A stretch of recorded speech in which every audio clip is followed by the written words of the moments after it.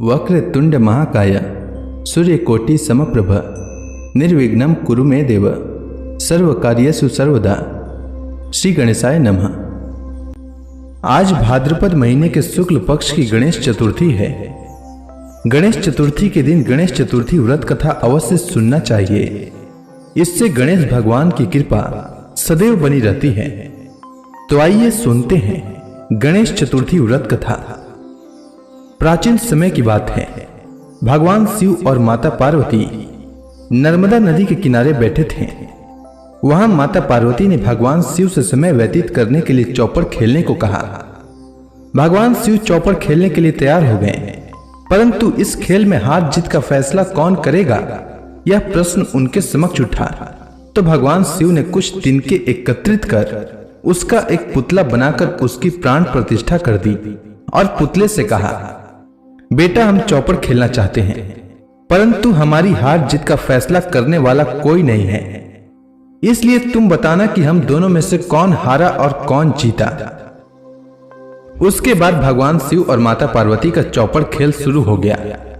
यह खेल 3 बार खेला गया और संयोग से तीनों बार माता पार्वती ही जीत गईं। खेल समाप्त होने के बाद बालक से हार जीत का फैसला करने के लिए कहा गया, तो उस बालक ने महादेव को विजयी बताया। यह सुनकर माता पार्वती क्रोधित हो गईं और क्रोध में उन्होंने बालक को लंगड़ा होने और कीचड़ में पड़े रहने का श्राप दे दिया। बालक ने माता पार्वती से माफी मांगी और कहा कि यह मुझसे अज्ञानतावश ऐसा हुआ है, मैंने किसी द्वेष भाव में ऐसा नहीं किया। बालक द्वारा क्षमा मांगने पर माता पार्वती ने कहा कि यहाँ गणेश पूजन के लिए नाग कन्याएं आएंगी, उनके कहे अनुसार तुम गणेश व्रत करो, ऐसा करने से तुम मुझे प्राप्त करोगे। यह कहकर माता पार्वती शिव के साथ कैलाश पर्वत पर चली गई। 1 वर्ष के बाद उस स्थान पर नाग कन्याएं आईं। तब नाग कन्याओं से श्री गणेश के व्रत की विधि मालूम करने पर उस बालक ने 21 दिन तक लगातार गणेश जी का व्रत किया। उसकी श्रद्धा से गणेश भगवान प्रसन्न हुए। उन्होंने बालक को मनोवांछित फल मांगने के लिए कहा, तो उस बालक ने कहा, हे विनायक, मुझ में इतनी शक्ति दीजिए कि मैं अपने पैरों पर चलकर कैलाश पर्वत पर अपने माता पिता से मिलने पहुंच सकूं और वे यह देखकर प्रसन्न हों। तब बालक को वरदान देकर श्री गणेश अंतर ध्यान हो गए। इसके बाद वह बालक कैलाश पर्वत पर पहुंच गया और कैलाश पर्वत पर पहुंचने की अपनी कथा उसने भगवान शिव को सुनाई। चौपड़ वाले दिन से माता पार्वती भगवान शिव से विमुख हो गई थी। अतः देवी के रुष्ट होने पर भगवान शिव ने भी बालक के बताए अनुसार 21 दिनों तक श्री गणेश का व्रत किया।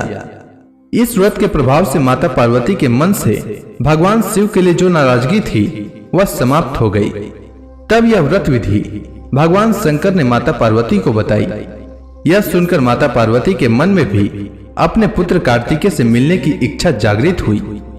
तब माता पार्वती ने भी 21 दिन तक श्री गणेश का व्रत किया तथा दुर्वा फूल और लड्डुओं से गणेश जी का पूजन अर्चन किया। व्रत के 21वें दिन कार्तिकेय स्वयं माता पार्वती से आ मिले। उस दिन से श्री गणेश चतुर्थी का यह व्रत समस्त मनोकामनाओं की पूर्ति करने वाला व्रत माना जाता है। इस व्रत को करने से मनुष्य के सारे कष्ट दूर होकर मनुष्य को समस्त सुख सुविधाएं प्राप्त होती है। अब आइए सुनते हैं गणेश चतुर्थी की दूसरी कथा। प्राचीन समय की बात है। एक बार देवता कई विपदाओं में घिरे थे। तब वह मदद मांगने भगवान शिव के पास आए। उस समय शिव के साथ कार्तिकेय तथा गणेश जी भी बैठे थे। देवताओं की बात सुनकर शिव जी ने कार्तिकेय व गणेश जी से पूछा कि तुम में से कौन देवताओं के कष्टों का निवारण कर सकता है। तब कार्तिकेय व गणेश जी दोनों ने ही स्वयं को इस कार्य के लिए सक्षम बताया। इस पर भगवान शिव ने दोनों की परीक्षा लेते हुए कहा कि तुम दोनों में से जो सबसे पहले पृथ्वी की परिक्रमा करके आएगा वही देवताओं की मदद करने जाएगा। भगवान शिव के मुख से यह वचन सुनते ही कार्तिकेय अपने वाहन मोर पर बैठकर पृथ्वी की परिक्रमा के लिए निकल गए। परंतु गणेश जी सोच में पड़ गए कि वह चूहे के ऊपर चढ़कर सारी पृथ्वी की परिक्रमा करेंगे तो इस कार्य में उन्हें बहुत समय लग जाएगा।